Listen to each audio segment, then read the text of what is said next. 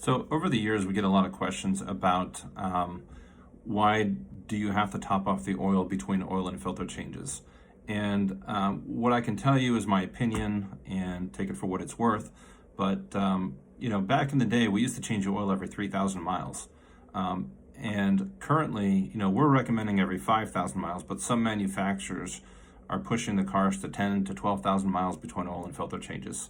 So normally most engines do consume a little bit of oil.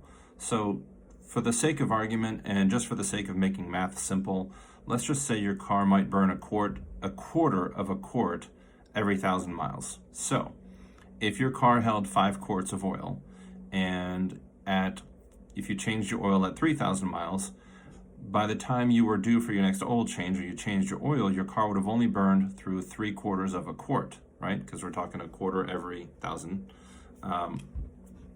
Now, however, if your car is burning through the same rate, however, you're changing the oil every 5,000 miles, you would have theoretically burned through 1 1/4 quarts of oil. Most of the time, a oil level indicator comes on when the car is a quart or more low, and therefore you'd have to top it off, right? So if you were doing the oil changes at 3,000 miles, well, chances are warning light never came on because, well, it never got below the minimum threshold to trigger the warning light. But especially if you're doing an oil change every 10 to 15,000 miles, well, you might have to top off the oil more than once.